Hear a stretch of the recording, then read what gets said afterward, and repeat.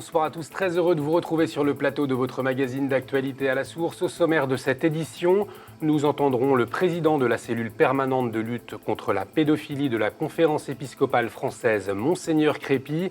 Les responsables des cellules locales se sont rassemblés aujourd'hui à Paris pour un premier bilan de leurs actions. Dimanche, le patriarche de Moscou et de toute la Russie a inauguré la cathédrale orthodoxe de la Sainte Trinité à Paris.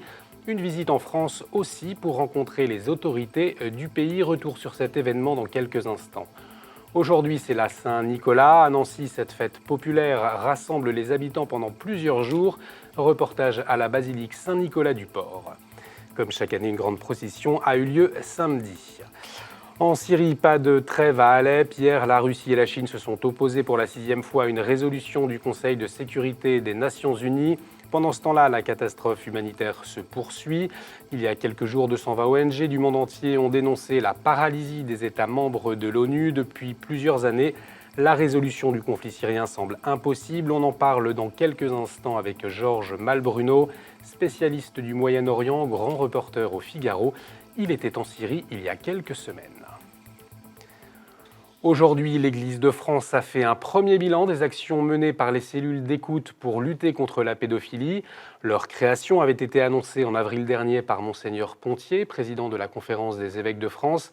Un moyen pour les victimes de se manifester et d'être prises en charge en parallèle d'une action en justice quand elle est encore possible. Monseigneur Crépy nous fait un premier bilan. Comme la cellule a été créée il y a 6 mois, on ne peut pas dire que pour l'instant, il y ait énormément de choses qui ont été faites, puisque nous sommes en train de mettre en route un certain nombre de choses. Par exemple, au mois de janvier prochain, le livret « Lutter contre la pédophilie » va être réédité. Au mois de mai prochain, nous allons travailler avec les formateurs de futurs prêtres. Nous intervenons actuellement dans des rencontres de prêtres, dans des rencontres de séminaristes, dans des rencontres de laïcs qui sont en lien dans les mouvements éducatifs. C'est-à-dire, si vous voulez, la cellule est une instance qui essaye de dynamiser un peu partout la manière dont on va faire à la fois de la prévention, à la fois de l'information, et parfois donner aussi des éléments très précis en cas de dénonciation. Le patriarche de Moscou et de toute la Russie, Cyril, a achevé son voyage pastoral en France hier soir. Une visite pour inaugurer la nouvelle cathédrale orthodoxe russe de Paris, la cathédrale de la Sainte Trinité. Dimanche, il a effectué les rites de sanctification et de consécration. Dans un discours fort à la fin de la cérémonie, le patriarche de Moscou a remercié la France et a souligné l'union culturelle et spirituelle entre la Russie et la France. То, что сегодня происходит между Россией и Западной Европой, это ветер по крыше ударяет. А внутри дома люди живут. То, что в доме, самое главное. Сегодня дует ветер с одной стороны, завтра с другой. А вот то, что мы сегодня с вами совершили здесь, в Париже, это великий символ, в том числе и близости наших народов и наших культур. C'est avec ces paroles d'amitié et de paix que le patriarche Cyril de Moscou et de toute la Russie a terminé la sanctification de l'église orthodoxe Sainte Trinité, située au quai Branly de Paris.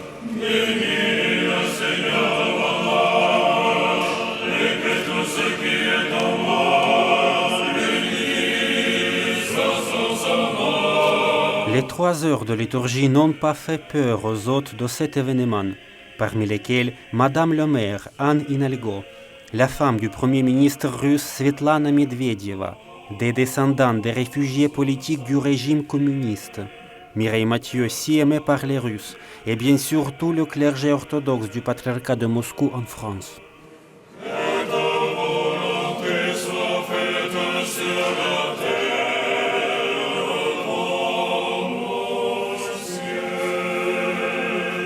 Aujourd'hui, les prières de louange s'élèvent vers Dieu. Cette cathédrale était attendue depuis longtemps par les fidèles du diocèse de Chersonèse, qui depuis 85 ans se serraient dans la petite église de 300 docteurs du 15e arrondissement de Paris. La nouvelle église sur le territoire du centre culturel russe est donc une nouvelle preuve d'un lien amical entre les cultures françaises et russes. Souvent, ces déclarations sont très formelles, alors qu'ici, il y a une réelle intégralité de cette vision-là. C'est pas formel, c'est simplement dans les cœurs.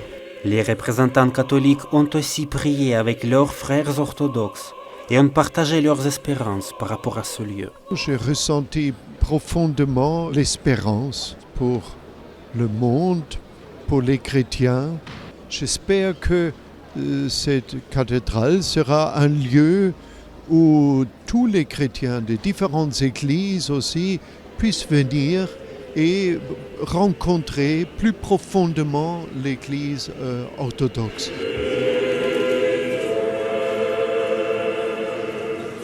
Pour son premier voyage en France comme patriarche de Moscou, le chef de l'Église orthodoxe russe a aussi échangé avec les autorités françaises. Hier matin, il a été reçu par François Hollande. Selon le communiqué de l'Élysée, la situation en Syrie était au cœur des discussions. Le président de la République et le patriarche Cyril ont évoqué la responsabilité commune des dirigeants politiques et religieux à agir au service de la paix. L'archevêque de Paris, le cardinal André XXIII, a lui aussi participé à cette rencontre. C'était très important pour nous que le patriarche, à l'occasion de sa venue à Paris, souhaite que nous puissions nous rencontrer, d'autant plus que, pour toutes sortes de raisons faciles à comprendre, il est là pour un temps court et donc on avait besoin d'un moment tranquille où on puisse échanger sur les relations d'abord historiques et constante entre la Russie et la France, et puis les relations entre l'Église catholique et l'Église orthodoxe russe, telle qu'elle se développe à travers le monde, et en particulier en France et à Paris. Hier après-midi, le patriarche de Moscou a visité le séminaire orthodoxe Sainte-Geneviève à Épinay sous Sénart. Il a commencé par prier dans la chapelle avant de visiter les lieux, puis autour d'un repas, il a échangé avec les responsables.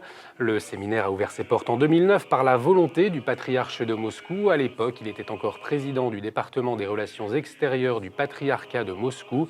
Il voulait être un lieu de témoignage et d'union entre catholiques et orthodoxes. Здесь есть все необходимое для того, чтобы наша молодежь изучала достижения западной богословской науки, устанавливала связи с окружающим христианским миром и одновременно жила в привычных для себя духовных условиях. На всех вас лежит большая ответственность. Представляете во Франции русскую православную церковь, причем молодое поколение нашей церкви. Dans notre chapelle, où quotidiennement nous prions pour l'unité des chrétiens, le patriarche a redit avec une manière très simple, très sincère, sa contribution personnelle à ce qu'un tel séminaire existe. Et donc pour nous, c'était absolument encourageant d'entendre cela de la bouche du primat de l'Église orthodoxe russe. Aussi, il a souligné que ce séminaire est un lieu à la fois d'enracinement dans la tradition d'une Église, la tradition russe orthodoxe, et en même temps d'ouverture dans le dialogue à d'autres traditions académiques, théologiques, culturelles, intellectuelles. Et je trouve que ce projet est toujours très important et quelque part, ça pourrait aussi nous inspirer à nous, Église de France, pour peut-être tenter des expériences de ce genre. En République démocratique du Congo, les évêques appellent les acteurs politiques du pays à un dialogue. En août dernier, l'Église s'est positionnée comme médiateur entre le pouvoir en place et l'opposition pour résoudre la grave crise qui secoue le pays. Les évêques congolais sont allés à la rencontre des différents partis pour les écouter. Dans un communiqué publié vendredi, ils disent avoir noté des divergences qui nécessitent des échanges directs entre les différents acteurs. Les évêques en appellent, je cite, à la responsabilité des uns et des autres pour éviter à la RDC de sombrer dans une situation incontrôlable. En Belgique, l'Institut européen de bioéthique craint que l'euthanasie soit bientôt considérée comme un soin de santé. Maggie De Bloch, la ministre des Affaires sociales et de la Santé, a proposé un nouveau texte. L'accompagnement en fin de vie, l'euthanasie et l'interruption volontaire de grossesse seraient considérés comme des soins de santé. Avec quelles conséquences? Explication avec Maître Van de Voile, avocat au barreau de Bruxelles et administrateur à l'Institut européen de bioéthique. On met en place finalement une confusion, sinon une contradiction. Parce que le soin de santé a toujours été celui qui a pour objectif de restaurer ou de conserver la santé du patient. L'euthanasie met fin à la vie de la personne, Donc une première conséquence, c'est sur le plan des principes et des définitions des notions. Il y a le volet de banalisation de l'euthanasie, évidemment, à partir du moment où l'euthanasie est considérée comme un soin de santé parmi les autres. On s'écarte ici complètement de la raison pour laquelle cette loi en Belgique a vu le jour, comme étant une exception conditionnée à la loi pénale, telle qu'il n'existe pas actuellement en droit belge de droit à l'euthanasie. Et là, ça pose question également au niveau de la clause de conscience, puisque en Belgique, la loi prévoit clairement que tout médecin a le droit de faire objection à une euthanasie, à ne pas y collaborer. Ce droit a été prévu de façon particulièrement large, et à partir du moment où à ce droit-là vient s'opposer un droit du patient, eh bien, on comprend que la conscience du médecin et son objection de conscience peut être mise à mal. Le médecin pouvant être contraint soit de commettre une euthanasie, soit d'y participer même indirectement, en renvoyant un patient pour l'exercice de son droit à l'euthanasie vers un confrère qui lui exécutera l'acte d'euthanasie. J'ajoute qu'aux Pays-Bas, un Hollandais de 41 ans a été euthanasié car il ne supportait plus sa dépendance à l'alcool, une demande acceptée par les autorités du pays le 14 juillet dernier. Aux Pays-Bas, le suicide assisté est légal et accessible aux personnes souffrant d'isolement social et de solitude. En Haute-Savoie, le maire de la commune de Publier a 3 mois pour retirer une statue de la Vierge. Elle a été installée en 2011 par la mairie dans un parc public. Une décision du tribunal administratif de Grenoble au nom du principe de laïcité. Une première décision similaire avait été prise en 2015, mais elle n'a pas été exécutée par la municipalité. Le maire a indiqué chercher un terrain privé pour déplacer la statue. Avant de quitter ses fonctions, Manuel Valls a vécu l'un de ses derniers actes publics comme Premier ministre avec Jean Vanier. Un jour inoubliable, selon les mots de Manuel Valls, vendredi dernier. Il a remis la Légion d'honneur au fondateur de l'Arche. Une cérémonie très émouvante dans les salons de Matignon. Jean Vanier est venu accompagné d'une dizaine de personnes atteintes d'un handicap physique et mental. Les personnes les plus humiliées du monde, comme il l'a souligné dans son discours. Ses compagnons de l'Arche ont ensuite remis de cadeaux confectionnés de leurs mains à Manuel Valls. Puis vint le temps des photos et des embrassades.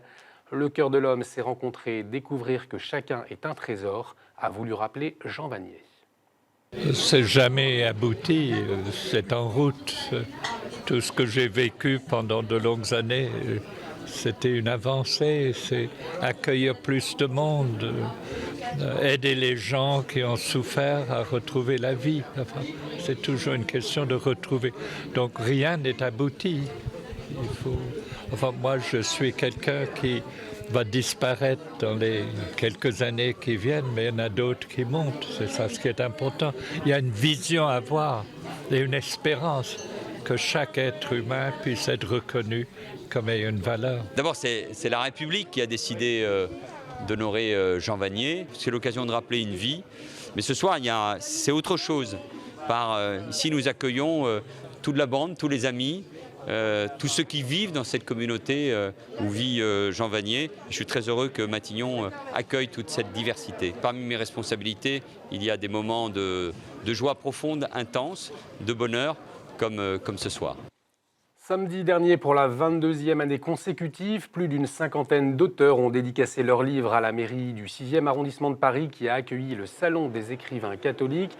Un bon moyen pour nourrir sa réflexion en cette période électorale. Les lecteurs ont pu découvrir de nombreux ouvrages sur des sujets d'actualité, comme ce livre sur la bioéthique du professeur de philosophie Bruno Couillot, ou encore cet ouvrage sur l'écologie proposé par Stanislas de Larmina.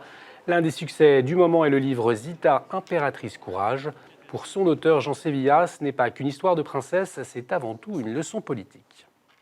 L'impératrice Zita, comme son mari, l'empereur Charles, qui est bien heureux puisqu'il a été béatifié par Jean-Paul II, étaient des souverains qui ont d'abord voulu servir et non pas se servir. Voilà. Donc c'est l'idée du sacerdoce, une forme de sacerdoce qu'on peut exercer par le pouvoir. Un prince chrétien est au service de ses sujets, se sacrifie pour eux, et il peut y avoir donc une exemplarité du pouvoir quand il est vécu de façon chrétienne.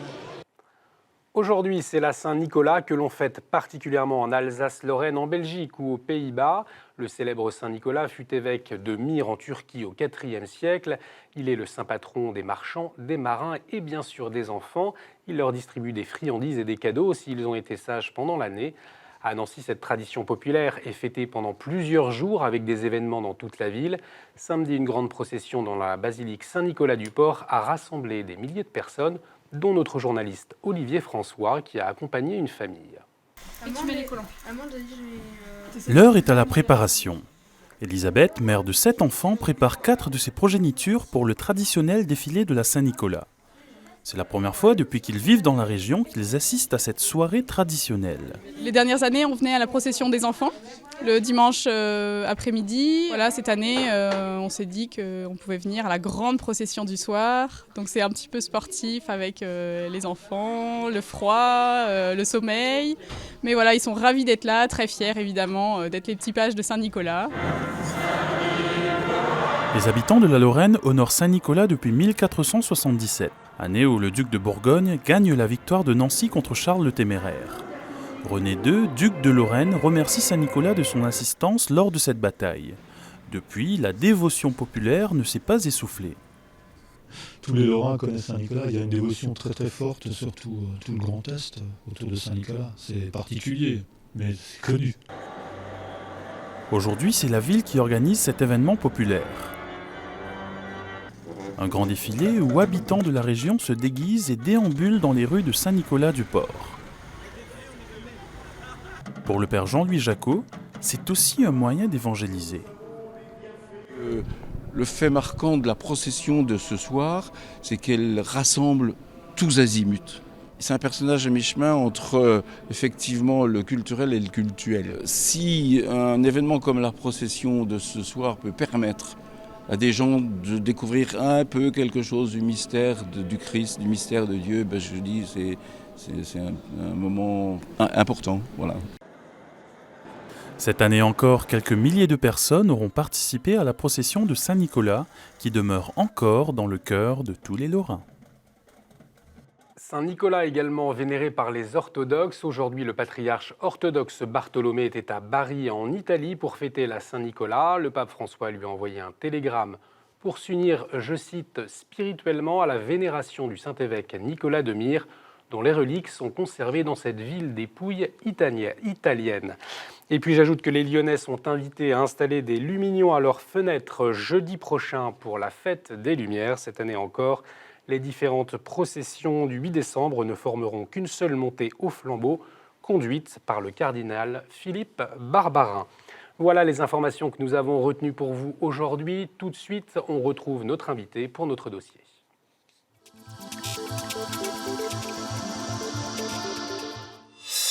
Plus de 300 000 morts depuis le début de la guerre. En Syrie, on assiste à une catastrophe humanitaire sans précédent, un cauchemar pour les habitants d'Alep, alors que les forces gouvernementales poursuivent leur offensive dans les quartiers Est aux mains des rebelles. La situation syrienne qui apparaît insoluble, on en parle avec vous, Georges Malbruno, bonsoir. Bonsoir. Vous êtes spécialiste du Moyen-Orient, grand reporter au Figaro. Vous étiez il y a quelques semaines en Syrie. Alors qu'est-ce qui vous a marqué, qu'est-ce qui vous avez retenu de ce séjour ? Une situation très difficile à Alep, une ville qui est divisée entre Alep-Ouest, où vivent à peu près 1 500 000 personnes tenues par le gouvernement, et Alep-Est, assiégé par ce même gouvernement syrien depuis 3 mois, où vivent encore 150, 200, 250 000 civils, avec une présence d'une petite dizaine de milliers de rebelles, dont 1000 rebelles djihadistes, et donc qui sont donc assiégés dans une situation humanitaire très difficile pour les civils, qui reçoivent des bombes très violentes de la part du gouvernement syrien et de ses alliés russes et de ses alliés aussi iraniens et chiites libanais du Hezbollah. Donc voilà, cette ville divisée où, effectivement, l'humanitaire n'a plus sa place, puisque maintenant, on a l'impression que le régime de Damas et ses alliés russes veulent en finir avec Alep-Est, d'où cette intensification des bombardements, et puis, là, encore une fois, des civils qui sont pris au piège, à la fois pris au piège par les rebelles, les plus extrémistes qui ne veulent pas laisser sortir un certain nombre de civils qui souhaiteraient sortir d'Alep-Est, et aussi pris au piège parce qu'en face, si jamais ils sortent, il y a des risques qu'ils soient interrogés par les services de sécurité syriens. Donc les civils paient le prix fort de cette situation dramatique à Alep-Est. Et à Alep-Ouest, du coup, une vie est possible. Alors à Alep-Ouest, oui, moi quand j'y étais, c'était il y a un mois, c'était une période de trêve. À Alep-Ouest, effectivement, la vie continuait à son rythme, si je puis dire, avec des restaurants ouverts, avec une activité économique à peu près normale. Alep-Ouest ne vit pas aussi mal qu'Alep-Est, évidemment. Parfois, il y a quand même des tirs rebelles sur Alep-Ouest qui font des victimes, contre des enfants, contre des civils. Mais évidemment, la situation est beaucoup plus critique côté rebelles. Les gens que vous avez rencontrés sur place, qu'est-ce qu'ils attendent de la France? Qu'est-ce qu'ils vous en disent? Les rebelles, eux, attendent de la France qui fasse pression sur la Syrie, sur la Russie pour arrêter les bombardements. Mais enfin, ils n'ont plus grand espoir. Et à l'Ouest, en revanche, c'est la désillusion parce que pour beaucoup d'habitants, notamment des chrétiens que j'ai rencontrés, la France a pris le parti, disent-ils, des rebelles. Et donc, la France n'est plus à leurs yeux, en tout cas, la protectrice des chrétiens d'Orient et des chrétiens de Syrie. Ça, c'est une évidence. En dehors de votre travail, est-ce que le traitement médiatique dans les pays occidentaux correspond à ce que vous avez vu sur place? C'est très compliqué parce que depuis le début, on a voulu montrer une révolution qui était extrêmement, qui était une belle révolution, mais en France en particulier, aussi bien un certain nombre de médias que les autorités, le pouvoir a montré un peuple contre un homme. Or, c'était beaucoup plus compliqué que ça. Il y a avec Bachar el-Assad des gens qui le soutiennent, les chrétiens, les minorités et d'autres, par défaut probablement, mais face à Daesh et face à des djihadistes, ils choisissent encore Bachar el-Assad. Et donc, voilà, il y a cette situation en France qui n'est pas... on s'est trompé, on l'a écrit dans notre précédent livre, et donc aujourd'hui, on court un petit peu après une cible qu'on n'arrive pas à atteindre. Avec l'intervention russe de l'an dernier, on voit bien que le régime syrien a conforté ses positions et que Bachar el-Assad, hélas, pour beaucoup de Syriens, ne partira pas demain. Je pense que les Russes ont probablement un plan politique. Ils aimeraient, dans un premier temps, reconquérir toute cette Syrie qu'ils appellent la Syrie utile, c'est-à-dire les grandes villes, la périphérie, etc., pour... on peut le penser, on peut l'espérer, en tout cas, essayer de faire émerger ensuite un leadership alternatif qui soit en gros assez proche de ce qu'est Bachar el-Assad sans la violence, la dictature, etc., qui garantissent leurs intérêts, les intérêts aussi des Iraniens, qui sont les autres alliés de ce régime syrien, et que, in fine, on peut l'espérer, peut-être dans 1 an, 2 ans, 3 ans, les Russes poussent, parce qu'ils sont vraiment les maîtres du jeu. Moi, j'ai fait un long papier sur le mandat russe qui s'installe sur la Syrie, ils sont les maîtres du jeu, que d'ici quelques années, le plus tôt étant le mieux, probablement, la Russie fasse émerger un leadership alternatif et que Bachar el-Assad et son équipe soient mises de côté et que ce pays sorte enfin du chaos dans lequel il est plongé depuis maintenant 6 ans. Alors justement, à propos des Russes, on a vu qu'hier, pour la 6e fois, ils s'étaient opposés à une résolution de l'ONU. Pourquoi, selon vous, ils s'opposent systématiquement aux trêves? Là, les Russes sont dans les Russes, avec les Américains, avaient convenu d'un accord. Il fallait dissocier, en quelque sorte, le bon grain de l'ivraie parmi les rebelles et dissocier les pseudo-djihadistes du front al-Nusra, qui sont encore à Alep, des autres rebelles avec lesquels on peut discuter. Ça n'a jamais pu se faire parce qu'au sein de cette rébellion, il y a une porosité extrêmement grande, donc c'est très difficile de dire toi tu es halal et toi tu es haram, toi tu es acceptable, toi tu ne l'es pas. Et donc ça ne s'est pas fait. Aujourd'hui, les Russes sont dans une logique militaire d'écrasement de la rébellion à Alep. Si Alep tombe, c'est une grande défaite pour la rébellion, c'est la fin probablement de la rébellion, et donc ensuite les Russes espèrent, en tout cas on peut l'espérer nous aussi, qu'ils lancent un processus politique de négociation, qui relance ça. Le problème c'est que ça va se faire avec d'autres opposants qui correspondent probablement davantage à leur vue, mais en tout cas lorsqu'Alep tombera, Alep devrait tomber dans les semaines qui viennent, la volonté russe et syrienne c'est qu'Alep tombe avant l'intronisation de Donald Trump aux États-Unis, c'est-à-dire avant le 20 janvier, sachant que là, il y a un fait accompli aura été imposé et que ensuite, Trump, pouvant se rapprocher un petit peu de la Russie sur la Syrie, il y a une convergence russo-américaine, peut-être dans quelques mois en France, tout ça pour permettre de relancer un processus politique, pour faire en sorte que qu'une transition soit enfin engagée, parce qu'effectivement, il y a le combat militaire contre les djihadistes, mais il faut aussi qu'il y ait un processus politique. Le pouvoir syrien aujourd'hui ne représente probablement pas l'avenir de la Syrie, mais il faut qu'un petit peu toute cette situation se décante un petit peu, se calme, ce qui sera évidemment très très difficile, parce que lorsqu'Alep aura été repris, il y aura Idlib qui sera encore entre les mains des rebelles, notamment du front Al-Nusra, des rebelles djihadistes. Il y a encore Daesh qui est à Raqqa, etc. Donc on est dans une situation qui est toujours extrêmement difficile, où l'humanitaire est le parent pauvre, où les civils paient un très lourd tribut, et donc on est avec une impasse diplomatique, parce que Russes, Américains et pays du Golfe n'arrivaient pas à s'entendre sur ce que doit être la sortie de cette crise. Et à l'avenir, la France doit penser à reprendre le dialogue avec Bachar al-Assad, pour vous ? Bachar al-Assad, non, mais en tout cas, je pense que si s'installe ce mandat russe sur la Syrie, si Donald Trump, comme on peut le penser, se rapproche un petit peu des Russes, eh bien, je crois qu'en France, il faut qu'on abandonne cette vision manichéenne, dogmatique, qui a été celle qu'on a adoptée à partir de 2011, qui était humainement géniale, mais politiquement désastreuse, qui nous a conduits dans un mur. Et il faudra qu'on tienne compte de la réalité du terrain, qu'on fasse un peu de réel politique et non plus d'irréel politique, comme dirait Hubert Védrine. Et je pense que la prochaine présidentielle, le prochain président de la République, devra tenir compte de cet nouvel ordre russo-américain, et je pense que les Russes et les Américains, et les Russes en particulier, auront besoin justement d'un partenaire européen pour relancer, pour envisager un avenir quand même à cette Syrie meurtrie. Et la France pourrait être ce partenaire, mais à condition effectivement de revoir complètement notre logiciel, qui aujourd'hui est un logiciel qui est quand même sérieusement encrassé. Merci beaucoup Georges Malbruno d'avoir accepté notre invitation. Juste un petit mot avant de nous quitter. Votre dernier livre coécrit avec Christian Chesneau, Nos très chers émirs sont-ils vraiment nos amis, est disponible aux éditions Michel Lafon, a agité un petit peu les politiques. Jean-Marie Le Guen ne portera pas plainte.